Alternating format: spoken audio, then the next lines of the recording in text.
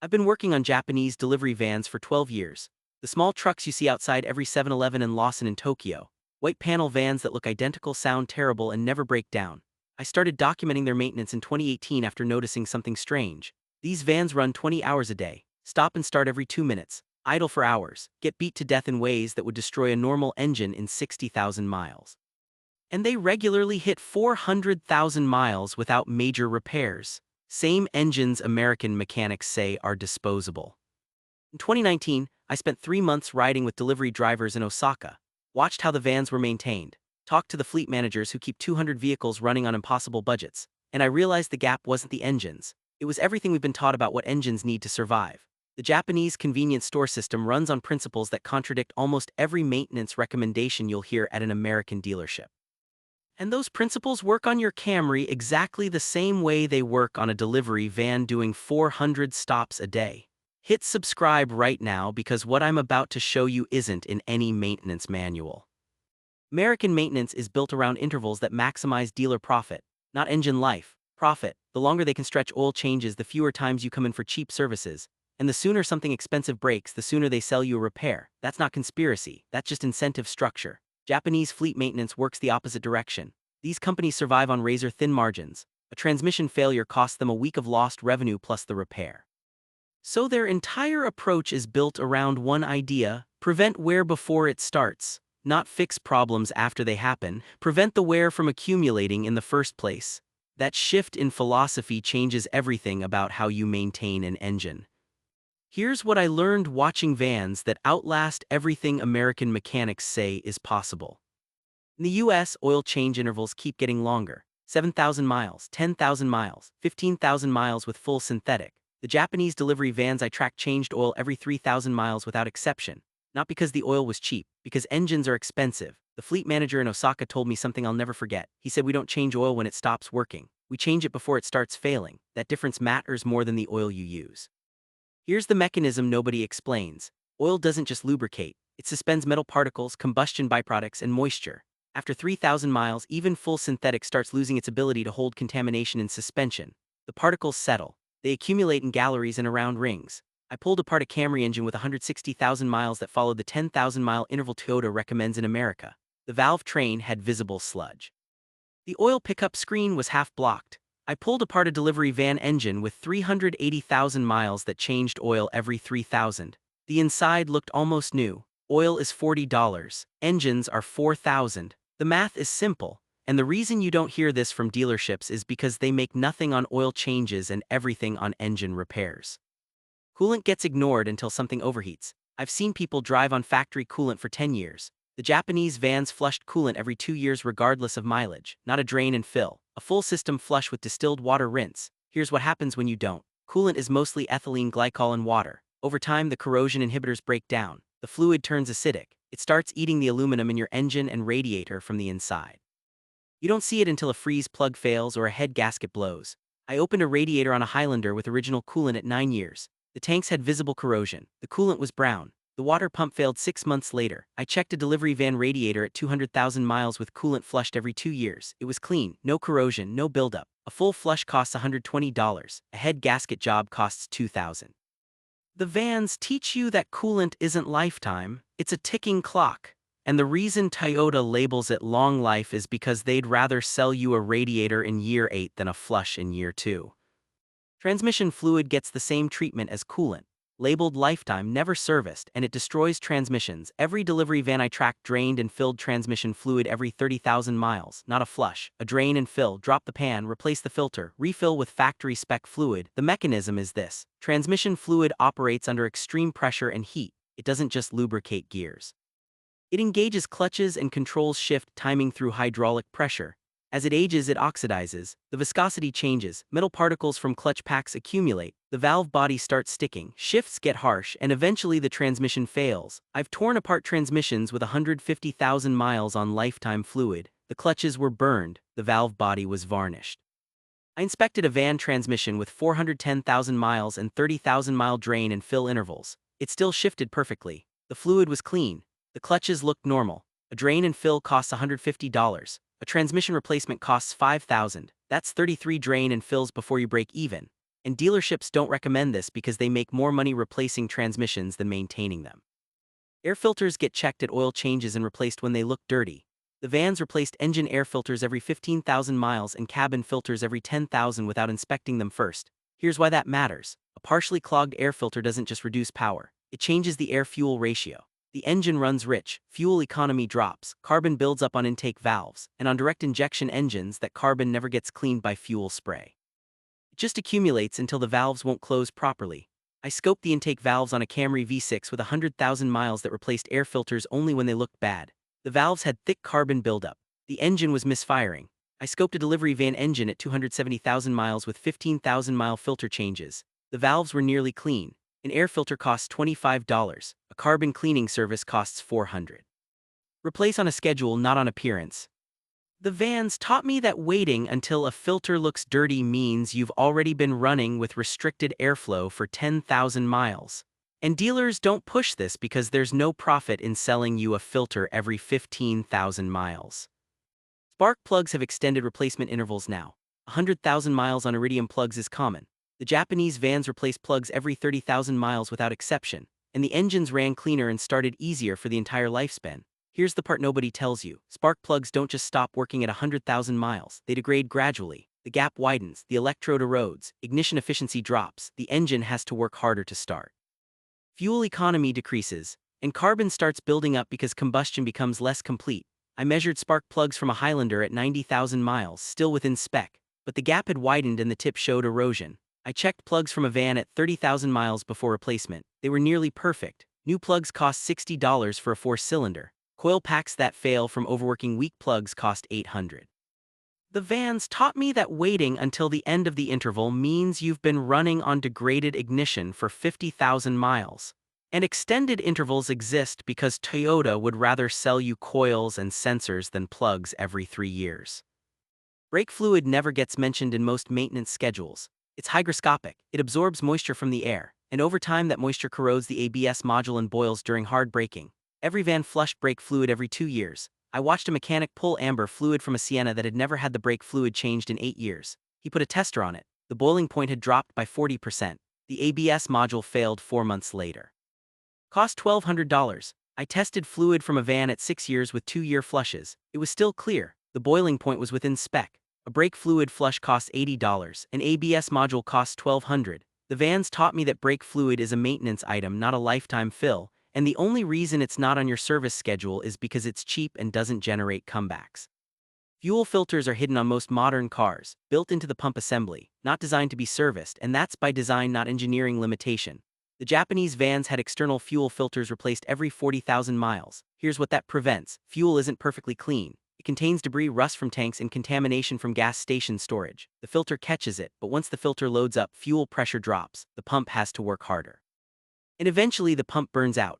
I replaced a fuel pump on a Tacoma with 130,000 miles and a filter that had never been changed. The filter was packed solid. The pump was dead, cost $900 with labor. The van filters I cut open at 40,000 miles were dirty but still flowing. The pumps lasted the life of the vehicle. An external fuel filter costs $35. A fuel pump assembly costs $700. And the reason new cars hide the filter inside the tank is because Toyota would rather sell you a pump than a filter. Differential and transfer case fluid gets forgotten completely on most trucks and SUVs. The vans with 4-wheel drive drained and filled both every 60,000 miles.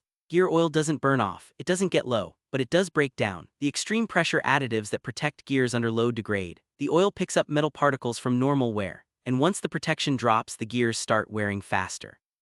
I drained differential fluid from a 4Runner with 120,000 miles that had never been serviced. It was black, it had metal flakes suspended in it, the gears were whining. I checked a van differential at 240,000 miles with 60,000-mile changes. The fluid was still translucent, the gears were quiet. Differential service costs $130, rebuilding a differential costs $2,000. And this service isn't on most maintenance schedules because it's easy to skip and the failure happens long after the warranty expires. Throttle body and intake cleaning never happens unless there's a problem. The vans clean throttle bodies and mass airflow sensors every 30,000 miles as prevention. Here's why. Carbon and oil vapor coat the throttle plate and the MAF sensor wire. The throttle doesn't close completely. Idle speed increases. The MAF reads airflow incorrectly. The computer compensates with wrong fuel trims. and you get rough idle, poor fuel economy, and eventually a check engine light. I cleaned a throttle body on a Camry with 80,000 miles that had never been touched. It was caked. The idle was hunting. I cleaned a van throttle body at 30,000-mile intervals. It had light deposits but nothing that affected function. A can of throttle body cleaner costs $12. Replacing the MAF sensor because carbon damaged the element costs $300. The vans taught me that cleaning before you have symptoms means you never develop symptoms. And dealers don't mention this because diagnostic time and parts replacement make more money than a $12 cleaning. Battery terminals corrode. Everyone knows that, almost nobody prevents it. The vans cleaned and greased battery terminals every 6 months, not when they corroded, every 6 months. Corrosion increases resistance, the alternator works harder, the starter struggles, and you get intermittent electrical problems that are almost impossible to diagnose. I've seen batteries test good but fail to start a car because the terminals had enough corrosion to block current flow. I checked van batteries at 150,000 miles with 6-month terminal service. They were clean, no voltage drop. The batteries lasted twice as long as normal because the charging system worked properly. A terminal brush and dielectric grease cost $15 total. A new battery costs $200. An alternator costs $600. This takes 5 minutes twice a year, and nobody recommends it because it doesn't generate service revenue. Tire rotations happen when people remember. The vans rotated tires every 5,000 miles without exception, and they got 40% more life from the same tires. Here's the part that costs you money. Front tires on front-wheel drive cars wear faster. If you wait until 10,000 miles to rotate, the wear pattern is already set. You're just moving a worn tire to a different position. It doesn't recover. I measured tread on a Corolla at 60,000 miles with rotations every 10,000. The fronts were at 430 seconds, the rears were at 7. All 4 tires needed replacement. I checked a van at 80,000 miles with 5,000-mile rotations. All 4 tires were at 530 seconds, even wear. Another 20,000 miles left. A rotation costs nothing if you do it yourself, $40 if you pay someone. A set of tires costs $600. 4 rotations per oil change means your tires last 50% longer. And quick lube places don't push this because they'd rather sell you tires. Underbody cleaning in winter never happens. Salt sits on the frame until spring, and by then the corrosion has started. The vans in northern regions got underbody rinses every 2 weeks during snow season. Just water, no chemicals, just enough to wash road salt off the frame and suspension components. I've seen frames on 10-year-old trucks in New England that were rotting through. Surface rust turned to scale turned to holes. I checked a van frame in Hokkaido at 12 years. Surface rust only, no structural corrosion. An underbody wash costs nothing at a DIY bay. Frame replacement costs $15,000 and isn't always possible. This isn't a service. It's a 15-minute rinse every 2 weeks. And nobody talks about it because the rust happens slowly and the failure occurs long after you've bought your next vehicle. If you want the exact maintenance schedule I pulled from those delivery vans, I built a complete interval guide organized by mileage. It's got every service with exact costs, part numbers, and the failure each one prevents. Link is in the description. It's free. I made it because I got tired of watching people skip $50 services and pay for $3,000 repairs. PCV valves are emissions parts. They're cheap, they're critical, and almost nobody changes them. The vans replaced PCV valves every 60,000 miles. Here's what it does. The PCV valve vents crankcase pressure back into the intake. When it clogs, pressure builds. Oil gets forced past seals. You get oil leaks, oil consumption, and eventually a failed rear main seal. I pulled a PCV valve from a Tundra with 140,000 miles. It was completely clogged. The truck was leaking oil from every gasket. I checked a van PCV valve at 58,000 miles before scheduled replacement. It was starting to restrict. The valve costs $12. A rear main seal replacement costs $1,400 because the transmission has to come out. And this isn't on most service schedules because it's an emissions component and dealers assume it'll last the warranty period. Cabin airflow matters more than people realize. The vans cleaned evaporator drain tubes every year. These tubes let condensation from the AC drain out. When they clog, water backs up into the cabin, it soaks the carpet, it creates mold, and it rots the floor pan from the inside. I've seen cars with wet carpet that owners couldn't explain. The evaporator drain was clogged. Water had been sitting under the carpet for months. I cleared a van drain tube that had leaves and debris in it. Took 3 minutes with a wire and compressed air. Water drained immediately. Mold remediation costs $800. Floor pan rust repair costs thousands. A wire hanger and 3 minutes of your time costs nothing. And this isn't mentioned anywhere because the failure is slow and the symptom is blamed on a spill or a leak. Engine mounts wear out. They're rubber degrades, and when mounts fail, the engine moves under load. That movement cracks exhaust pipes, stresses CV axles, and creates vibrations that damage other components.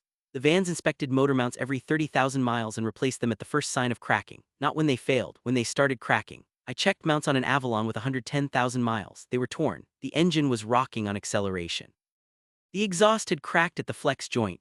I inspected van mounts at 30,000-mile intervals, caught cracks early, replaced them before failure. A motor mount costs $90, an exhaust system repair costs $600. Catching wear early prevents collateral damage, and dealers don't inspect mounts unless you complain about vibration because there's no profit in selling a mount before it fails. Wheel bearing grease doesn't last forever on serviceable bearings. Most modern cars have sealed units, but trucks and older models have bearings you can repack. The vans repacked wheel bearings every 50,000 miles. Here's what happens when you don't. The grease breaks down, water gets in, the bearing pits, and eventually it fails. A failed bearing at highway speed can lock up or fall apart. I repacked bearings on a Tacoma that had never been serviced at 90,000 miles. The grease was dry. The races were pitted. I repacked van bearings at 50,000-mile intervals. The grease was still pliable but starting to thin. The bearings lasted 300,000 miles. Bearing grease costs $8. A wheel bearing assembly costs $250. And this service disappeared from schedules when sealed bearings became standard because it requires knowledge most quick lube techs don't have. Grounding points corrode. Every electrical system in your car depends on a solid ground to the chassis. When grounds corrode, you get bizarre electrical problems. Gauges that read wrong, lights that flicker, modules that throw codes. The vans clean chassis ground points every year, unbolt them, wire brush the contact area, reinstall with dielectric grease. I chased an intermittent gauge problem on a Sequoia for 2 days. Every sensor tested fine, found a corroded ground behind the dashboard, cleaned it. Problem solved. I checked van ground points at annual service. Light surface corrosion, cleaned easily. A wire brush and grease cost $10. Electrical diagnostics cost $150 an hour and often don't find the problem. This takes 20 minutes once a year, and it's not on any service schedule because technicians bill more for diagnostics than for prevention. Belt tensioners wear out before belts break. Everyone watches the belt. Nobody watches the tensioner.